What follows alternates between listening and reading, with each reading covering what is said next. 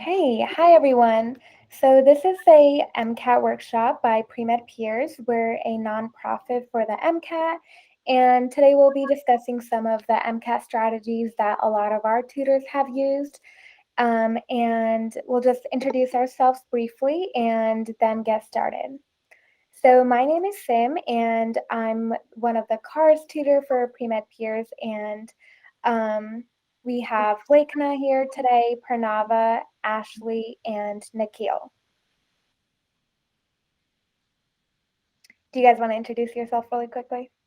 Here you go. I'm Pranava. I graduated from Temple. I took my MCAT last year in June, and now I'm working as a clinical research coordinator at the University of Pennsylvania.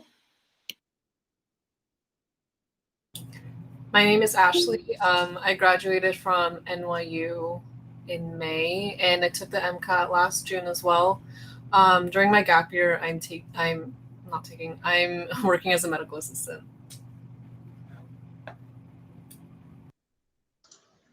My name is Nikhil. I graduated from UT Austin. I took the MCAT last August, and in my gap year, I'm working as a medical scribe. I'm Lakna, and I'm still an undergrad, and I graduate in a year, and I'm about to take a gap year, and have taken the MCAT recently. Okay, awesome. So I'm going to go over some of the fairly common questions that you guys wrote, and we'll also have some time at the end to go over anything in detail that you guys want to discuss. So the first question that a lot of students asked was, how long should you study for the MCAT?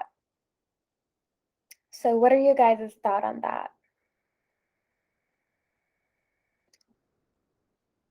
Pranava, Ashley?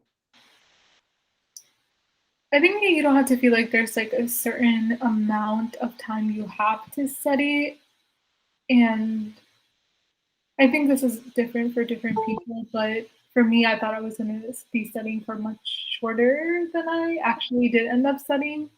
So I think it's like more about being flexible and like knowing when you're ready. But I think people at least allocate 3 months of studying when they're in school. And then if they need to extend it because classes got in the way or whatever, they do that.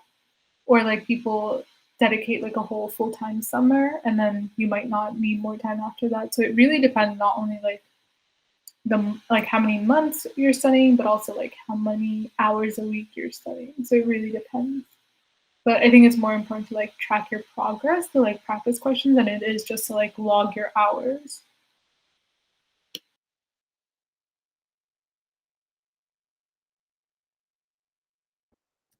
Any other thoughts? I think, as Pranava said, it really does come down to personal circumstances. What I found really meant a lot to me was like how recently I took the classes that had the material that showed up on the MCAT. And it also depends on how comfortable you are or how much you enjoy or already know about the content that is in the MCAT. So in terms of determining how long you need to study, I would say at the bare minimum, leave a couple of months. But it also helps to like glance at what's actually on the MCAT a little beforehand and see like, do I know this stuff or have I never heard of it or have I heard of it but I've forgotten? And that can really help you figure out, at least on a broad basis, how many months or weeks you need to spend. Okay, awesome. And the next question is, how do you make a MCAT study schedule, and how can you really personalize that for each individual?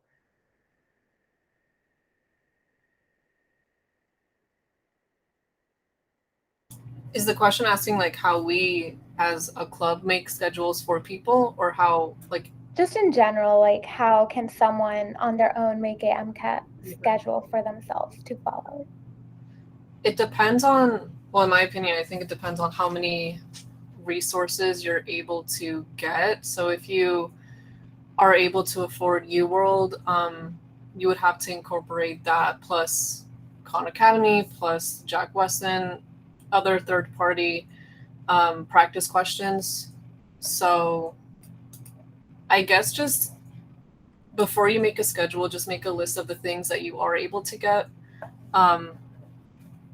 And I would also say I try to advocate against the use of Reddit, but also like it is helpful because you do get to see like how other people used UWorld, like how many questions they did per day, etc. And it just gives you like an idea of how long you can expect to use UWorld for.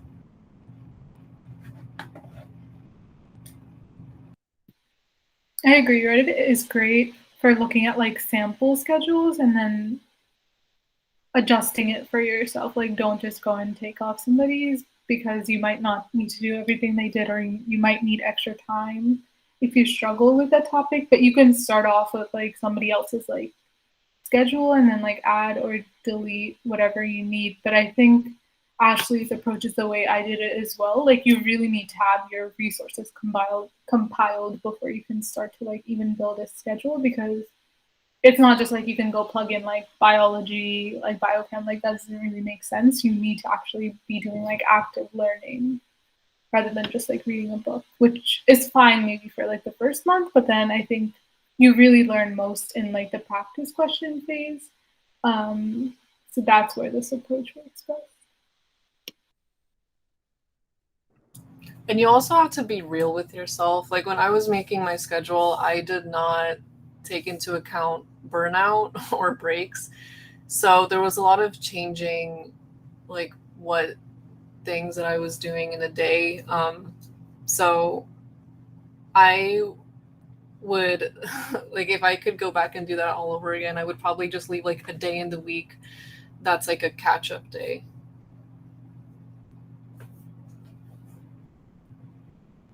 Definitely agree with that. I also wanted to add, like, maybe you can treat like the MCAT like work, like you have to kind of do it from this time to time. So you kind of schedule that in your day-to-day life instead of saying like, oh, I'll study today, but then it doesn't happen. So you just want to make sure you have like things like work planned out, volunteer, things that you write down, but also put MCAT in there somewhere so you block out a chunk of time. Okay, so the next common question is, what are the best materials to use for the MCAT?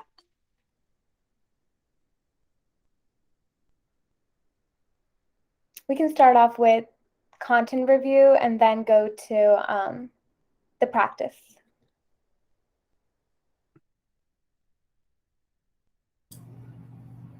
For content review, I did the Princeton Review textbooks.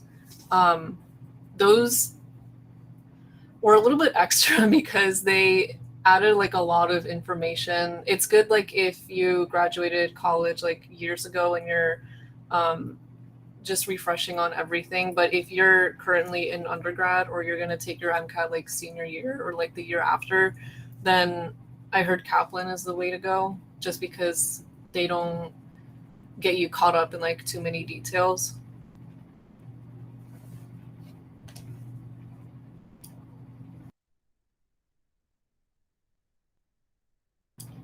And for question banks as well was part of the question, right? Oh, UWorld. I love UWorld.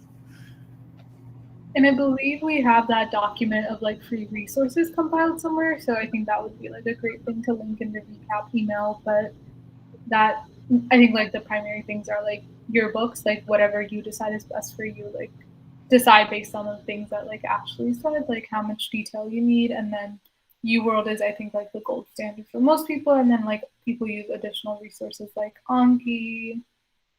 I don't know, there's like miscellaneous like formula sheets and like Kaplan quick sheets and other like memorization aids more so that are also available mostly through Reddit and other resources. Yep, I definitely agree with that. So UWorld is a great resource. I think the explanations were really good. And obviously the double AMC material, you really want to get those down as well. So those are definitely one of the best materials to use to study for the MCAT. And what do you guys think about third-party practice exams? Which ones would you recommend?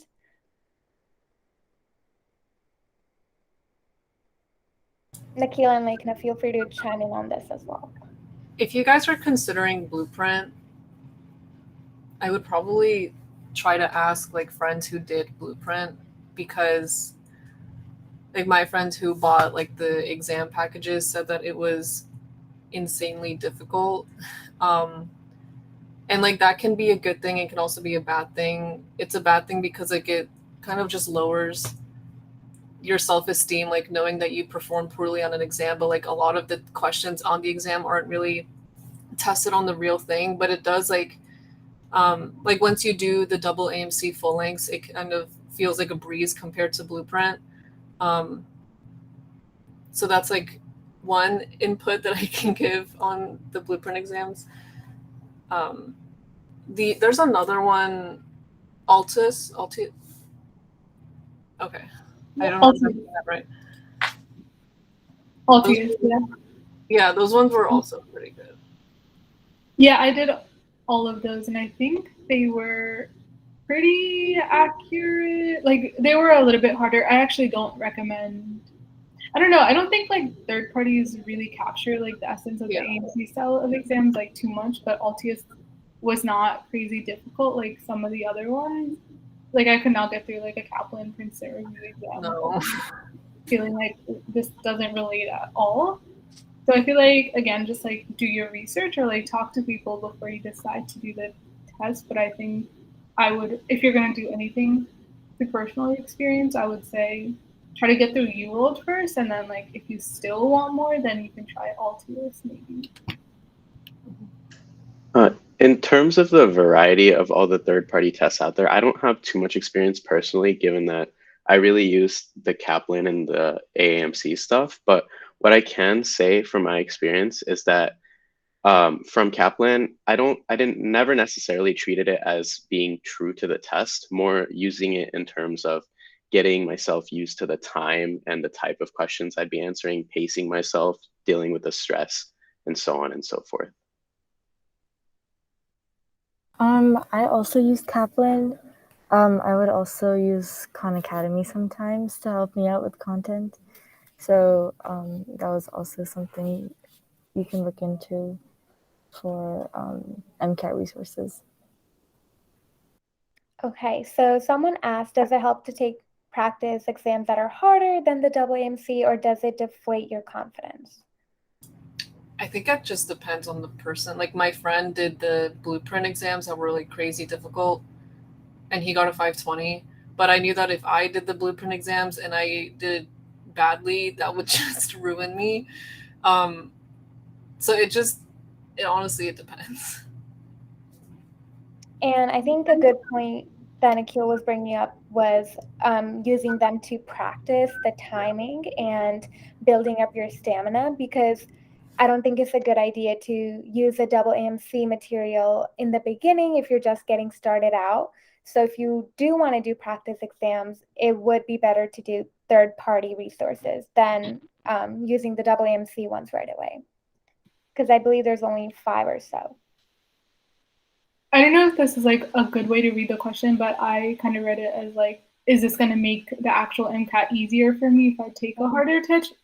Which I think it doesn't, because it's not like the content, like you need to know really difficult content for the MCAT, but it's like the AMC tests you in a very specific way. So if you don't like practice with similarly tested content, then I think like just taking a randomly harder test isn't necessarily going to help you. Like not saying like those practice tests are random, but I think for the MCAT, it's best to do questions that are most closely related to this style of exam.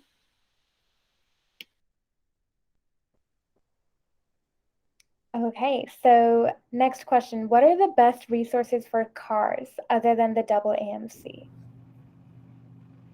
I can start this off because I am one of the cars tutors, so I really like to emphasize that Jack Weston and any third-party passages like Khan Academy, Kaplan, or Princeton, those are really good just to practice.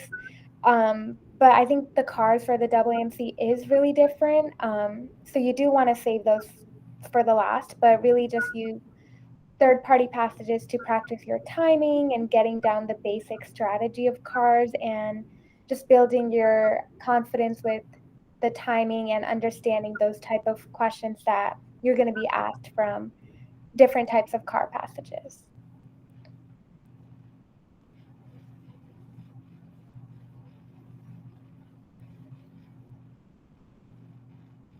Do you guys have any other input for cars?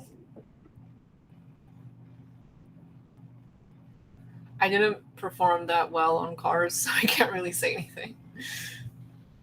I think something that helped me was, rather than like looking to other resources, I did the AMC cars twice, which I think has its drawbacks too, because like you might remember some, but I think I just thought like this is the real cars.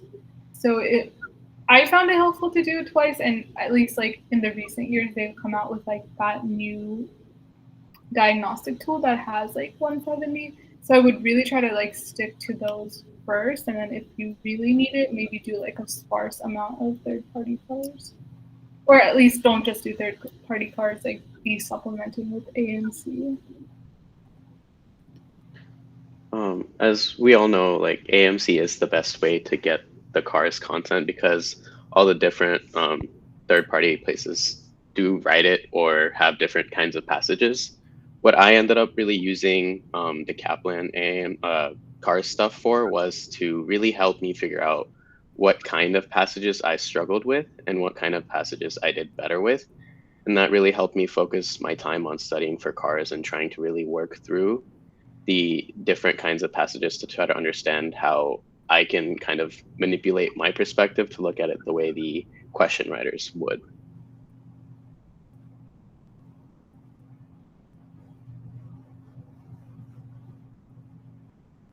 Okay, awesome.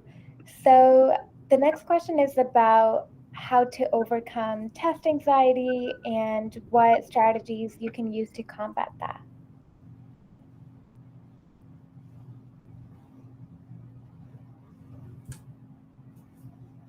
Did you say test anxiety? Oh, okay. Yes.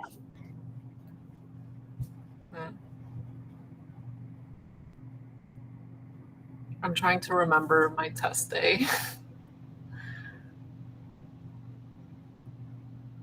I don't know if I can relate to test anxiety, but I think something that's useful is to replicate test conditions as much as possible. So like even like silly little things like don't drink water in between your sections because you don't have that luxury on the real test. Like stick to your timings strictly when you're practicing. Now people have to wear masks when they're testing, so practice your test with a mask on, like things like that. Try to just like have your routine down to a T before you take a test. That doesn't like specifically answer test anxiety though.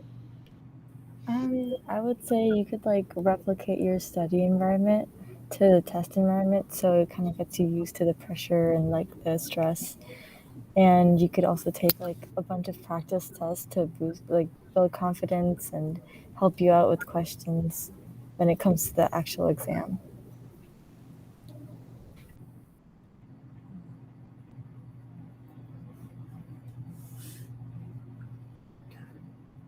I guess for me, what helped was just slowing things down, because when I have test anxiety, I do things really quickly, and that just worsens my anxiety even more. So I remember having to like stop, take a deep breath, and just start over again. That actually helped me because I was able to like think clearly and not just like rush or like misread what I was looking at. Yeah, it just takes time for you to like be comfortable with being in like that testing environment. I know that I had a lot of anxiety when I was taking my full lengths. I would have to like pause the test every so often because it was just like I was just getting way too nervous. But again, like just slowing everything down, like that helped me.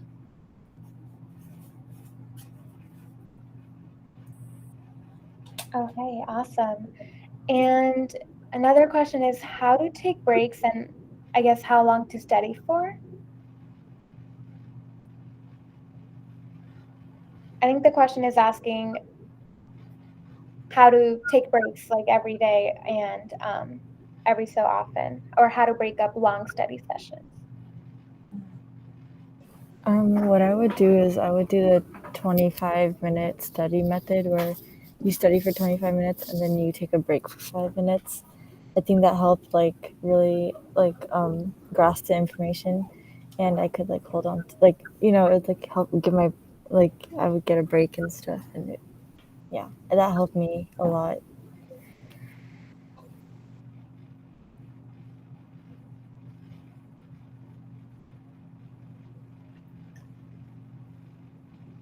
In the times of COVID/quarantine, I took breaks by doing YouTube workouts just to like get my body moving. I feel like that was like the best way to use my break because I was like exercising, which is good for my body, but also like good for my mind. Um, and I would spend like 30 minutes to an hour between like a day of studying. So if I'm studying for like 3 hours straight, I'll like work out for an hour and then continue like the rest of my day, like 3 hours after that studying. Um, yeah. Yeah, that's a great point. I think another great aspect is just finding something that de-stresses you. So for me, it was working out. Like that was my non-negotiable. I wanted to work out every day at least. And that just like kind of also gets you excited, I guess, for when you're done studying, you have something to look forward to. So I guess find that something for you. It could be hanging out with friends or watching your favorite show. I don't know, but find something that really you enjoy and you can balance with studying.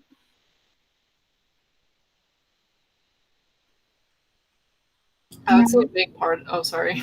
Go ahead. Okay, I was just gonna say because that sounds ideal, and I'm glad you guys did that. But as someone who took very non-productive like YouTube breaks, it actually made my studying feel like less serious because I was just it made me feel like it wasn't so serious. Like, oh, I was sitting down and studying for 4 hours. Like I was watching my YouTube in between it. It made me feel like more relaxed. So you don't have to be doing productive things every hour of every day. So whatever like keeps you going is fine. Yeah, that is related to my point that I was going to make about like not feeling guilty when you want to take a break. I know that I felt so guilty that I wanted to stop studying, and that is just so unhealthy because like there's no way that a person can study for like 8 hours straight without going on TikTok for like 20 minutes. Like that, you have to let yourself be okay with that. Like as soon as I started becoming comfortable with like stepping away from my desk for like more than 10 minutes, that like, it just made me more productive in a way. Also, there are some questions in the chat. Okay, I think we answered most of them, but would flashcards count as third party? If so, what would be the best website? There was that link on Reddit where they pre-made the Anki decks. Yeah, that's on our resource Okay. document also. Should I send it now? I have it linked in the chat. Yeah, sure. Okay. So it's called like Anki, like it's just an app, and then you guys have different options for what pre-made decks you want to use. You can also make your own. It's just a little bit of like a learning curve because it's not super intuitive as Quizlet. So that's an option. Flashcards are less serious as third party because it's not like a main source of content or practice questions. It's like a memorization aid again. So those should be fine to use. If you're using something pre-made, use something that is like highly recommended in those documents or that you find in your own research though. Yeah, so that document, we combined a lot of the good free MCAT resources out there, and just a bunch of like other free resources like exams, notes, and things like that. So definitely check that out if you're still looking for some resources. Okay, another question. Since there's so much content, what is the best way to take notes so that I can come back and review them later? I used to make information sheets. So for metabolism, I guess metabolism is a big example. But like for glycolysis, for example, I would just write the process and like all the things I need to know about that on one sheet of paper. That way it's just like easier to look at and you can pull it out whenever. Um, Same thing goes for all the amino acids, just like everything that you need to have memorized and content that is still like a bit unfamiliar. That way you can just like constantly keep refreshing and refreshing.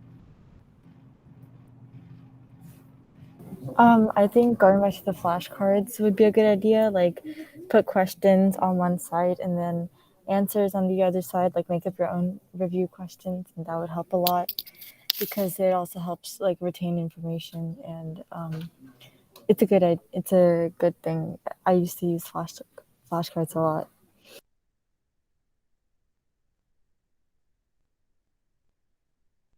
Something I'm looking at is the question says like something you can review 4 to 6 months later. I think that's a lot of pressure to be like the first time you're going through the books, like you want to make perfect notes that you can refer to later on. But I actually think that's like not the best way to study because you should have different goals for like different stages of studying. I would say like the first pass through the books, you're really kind of just like doing a very shallow overview of the information, and then like you're really getting into it when you do the practice questions. So your notes can evolve. Like you don't have to do everything perfect the first time. And I actually wouldn't really take notes the first time, which was a mistake I made, and I felt like I wasted a lot of time taking notes because you should try to retain rather than like make notes so that you feel productive because you have something to show off that you studied. Like it's more about what you're getting out of it rather than like being organized or something like that. I don't know. That was kind of. Does that make sense? Either Ashley or Sim, if you could like clarify that. I actually. Oh, sorry. Go ahead. Go ahead. Well, I actually was going to agree with Pranava there. I have a very unorthodox way of taking notes the first time I read things, and that's mostly by listing the things that I have a good knowledge of just once at the end, but really focusing or like at least bolding or like writing down multiple times the things that I don't know very well at the top. So when I finish a specific area or topic, I can go down and I should be able to like um, remind myself what those things are. And when I come back to it at a later date, when I'm done reviewing some other topic or some other section, I can come back and look at these terms or these topics and be like, hey, this is what I really struggled with. This is what I should focus on, and I should review these terms again just to know, just so I know exactly what they mean.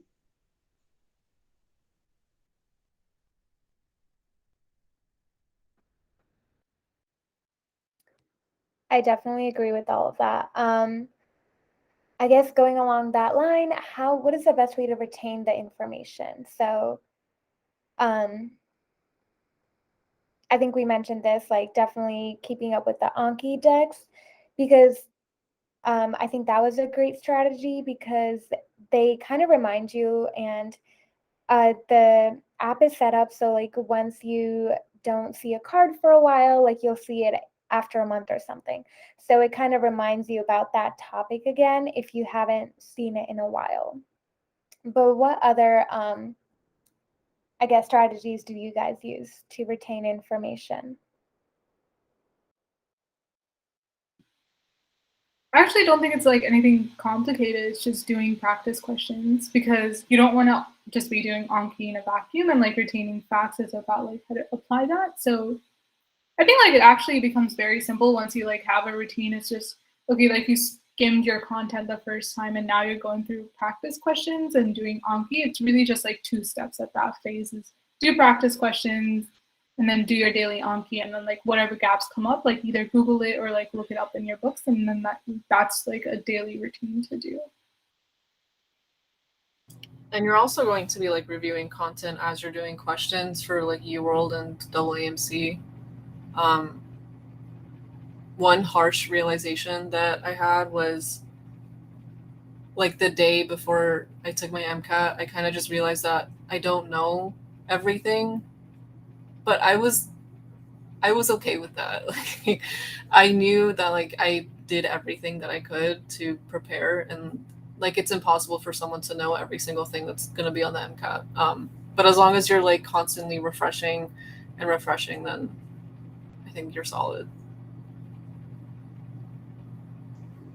I think two of the best ways, or the ways at least I use the most to retain information, were to practice. That really is the key, because while you may be able to like memorize something or remember exactly what it said about the term when you read it, it's very different to actually using it on the test or using it in a way that would force you to think about it outside the actual definition. I think that's the best way to actually retain the information in a way that's useful for the MCAT.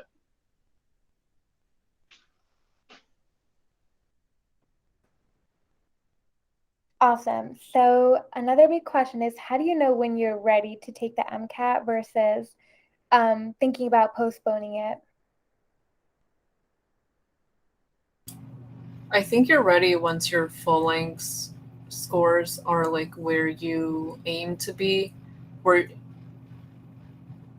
I think I said that right.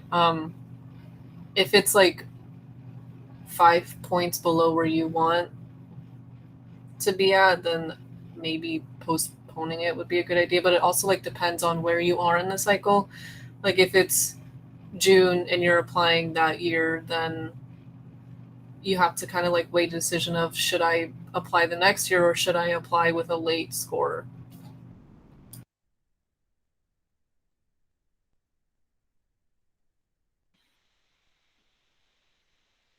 I agree. And then, like, sometimes if you're forced into a situation where you can't postpone or you can't apply with a late date, so that, like, adjusting your goals if, like, a slightly lower score is okay with you. But I think, like, I've also seen some students be like, I'm just a couple points under, maybe I'll get lucky on this day, which is a really risky move and you don't want to be disappointed later on. So I would believe in your test scores, like your full length scores, unless something physiologically was off. Like if you didn't like sleep the day before or like you didn't eat and there was like something off with you, then I would maybe like take that at full length bad score as a fluke. But otherwise, I would trust those a lot, like Ashley said.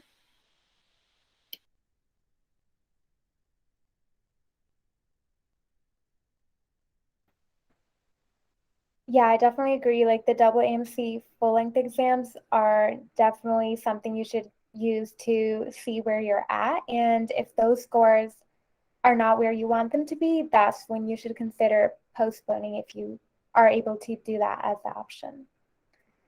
Okay, someone asked, what MCAT score should we aim for that is good enough for medical schools?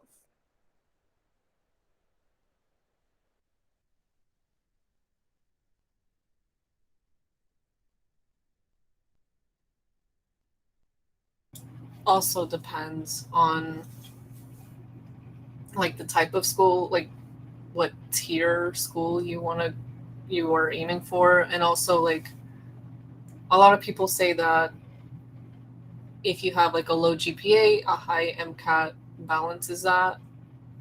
And like in some ways it does, because like courses aren't really the same across universities. So sometimes medical schools will favor the MCAT more.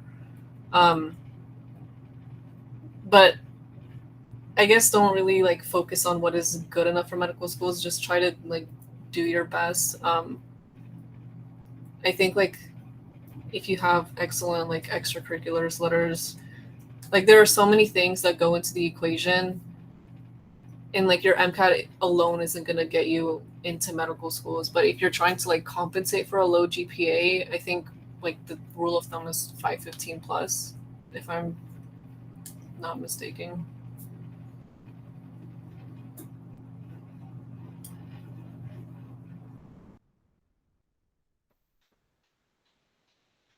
Yeah, I think the only thing I would add to it is like how much more are you willing to like work for like a couple points extra or whatever, like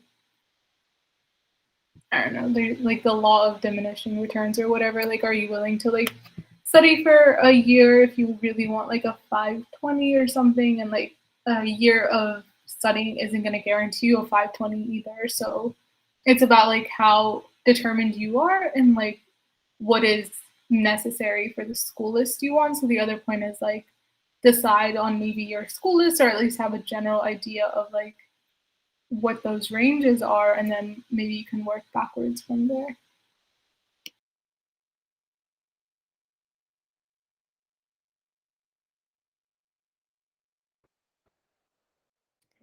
Okay, so another question is, what is the best way to review your questions, the practice questions?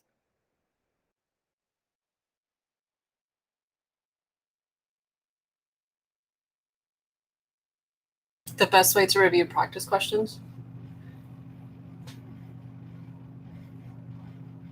I would say before I used to like ignore, like only focus on the questions that I got wrong instead of focusing on like things that I got both correct and wrong. And the point that I'm trying to make is that you have to look at everything.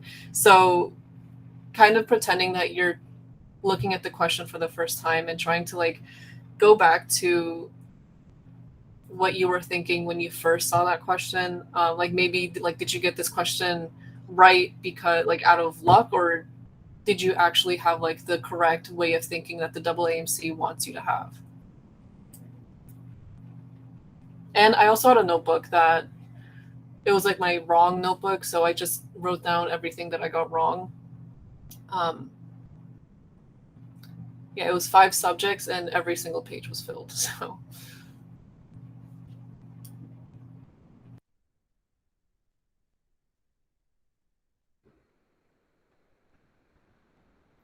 Yeah, I definitely agree. I had like an Excel sheet of whenever like I missed a question, I would write down like the topic and why I missed it, and it was just helpful to like know if I was missing questions in like a certain area that I needed to go back and review again. So definitely just to keep track of your mistakes, and as Ashley mentioned, even the ones that you're getting right.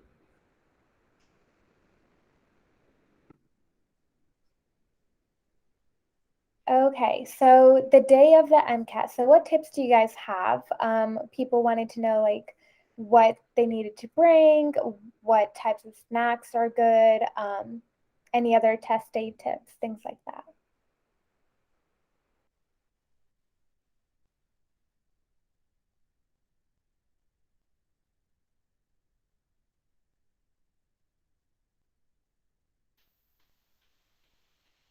I think it's probably really important to like have your sleep schedule figured out so you can sleep well the day before. As far as like what you bring, I think it's really just like your ID and water and lunch, right? It's not, and like I guess a sweater if your exam room is cold or something. I guess like use every bathroom break. I don't know what else there is. it's a big one, yeah. At least like stretch or something. And then I think a lot of us took it in the era of COVID when we didn't have a lunch, so I'm not sure what to say about that, but probably just something light and doesn't weigh you down. Someone actually told me that it is kind of a little bit risky to like use the bathroom break before cars, because like it depends on your testing center. If there's a lot of people waiting in the line for the bathroom and then you are in the bathroom for too long, like they're gonna start the car section with or without you. So it's, if you absolutely have to go, go, but like if you can hold it in, then wait until the cars section passes so that you don't miss a minute.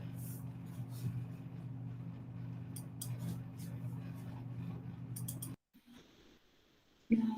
I think maybe like, I don't know, because that's your first break, I guess, so you can't notice if it's how inefficient your proctors are. But For mine, no one was like going in and out at the same time because people kind of start at different times. Like you don't, not everyone waits until like 8 o'clock and then you start. It's like if you get there and you're ready, you can start a little bit early. So because of that, there was no delay for me, and I did end up taking every break. Like, but I would get like really paranoid and didn't actually have to go to the bathroom every time. So usually I came back in like 2 minutes because it's only like a 10-minute break. I would definitely emphasize bringing an extra layer of clothing because I took a jacket and for some reason they asked if it had a zipper, and when I told them yes, they told me to take it off and not wear it. So I would definitely emphasize bringing an extra layer just because I felt really cold during the entire test and it was not the best feeling. In terms of food, I would say use your breaks to the best of your ability. A change of scenery definitely helped for me because it's like 60 something minutes of like pure focus and like pressure. And then you step out and it's like you can relax for 10 minutes. And you want to have something that gives you energy, but that energy has to last through the next session. So think about that when you're thinking about snacks. And I would at least say to at least try to make use of the bathroom time if you can, just in case. Because if you feel like you need to go in the middle of one of the sections, it's not going to be a great feeling.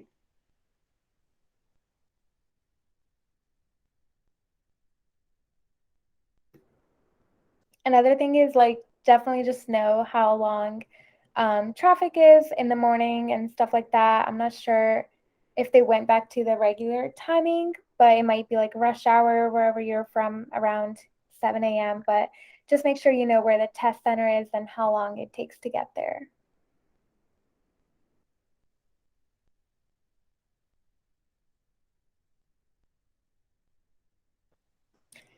Okay, so those were most of the questions that a lot of students asked. So if anyone has anything else, you can put it in the chat. We can answer those as well, but I'm going to hand it over to Ashley and Pranava to talk more about our prep course that will be starting in a month or so.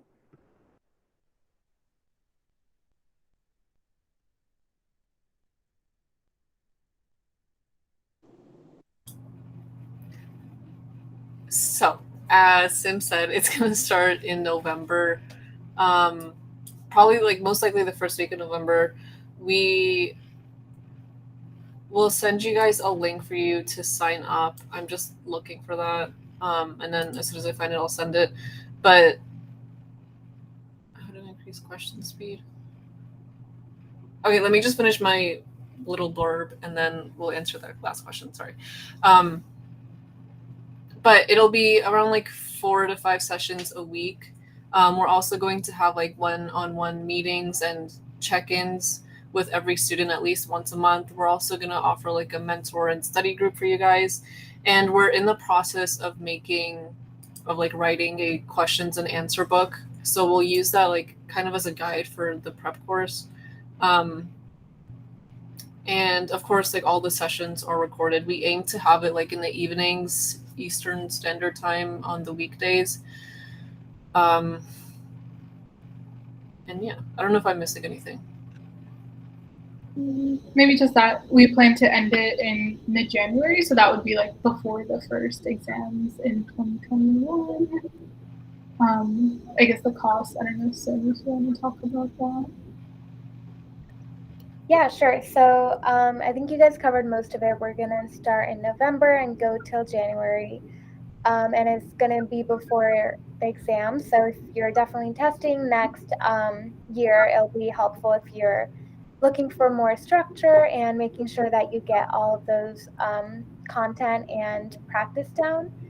We're trying to do more active learning, so we'll have like more practice questions during the sessions, and you can come in being more prepared for the session and ask the tutors questions and things like that. Cost-wise, so we're going to have 15 live tutoring sessions if it's 4 to 5 per week, and we'll have the recordings and slides for you guys along with warm-up and homework questions. and one-on-one meetings and a mentor and study group, depending on when you guys are going to be testing. So for all of that, we're going to do $20 a month, and that's the early bird fee. And that you will get access to all of that for the month. And I think Ashley just sent the link out to sign up for that. Are there any questions about that itself?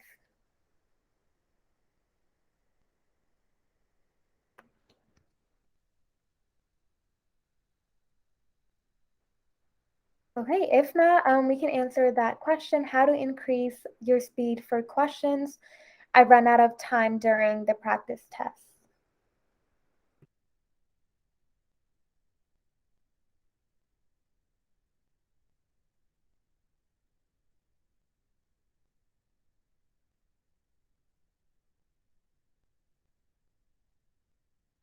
Is this for cars or for like general? I think it's general. I'm not sure, but Oh, okay. I guess like what helped me was timing myself. So I would set a timer on my phone, like I think it was like 10 minutes per passage. It like varies according to how many questions there are per passage.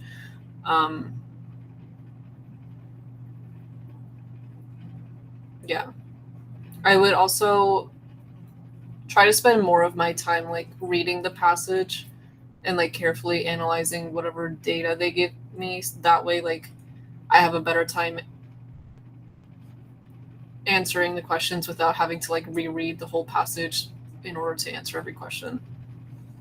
For cars, I practice like how to highlight effectively. So I would highlight like key terms, things that would like show up that I would expect to show up on the questions. I think Sim can probably speak more to that.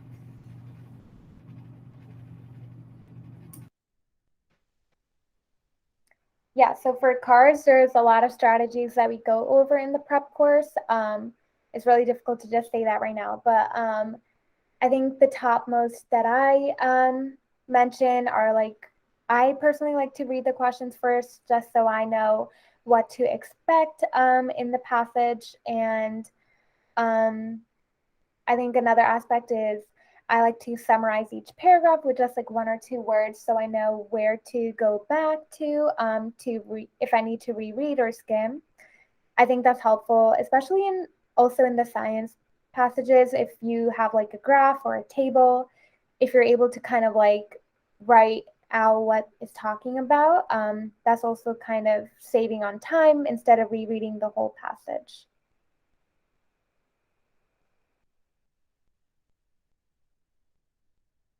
How many months before our exam should we take our first diagnostic exam? I think that also depends like how many you're trying to do. But I would definitely do all of the AAMC. So I think there's 5, or is there 5, right? Yeah, So there's like definitely, 4 and then the sample. so definitely start those a month before. But if you're doing more than those, then I guess just work backwards. What I like to do was a month leading up to my MCAT, I would take like one double AMC practice exam like every Saturday, and then do the sample before that, so like 5 weeks before the MCAT. As like a diagnostic, I think I did like the free Princeton one, just because like I know I'm not going to do well on that, so it might as well be Princeton and not like the double AMC full length.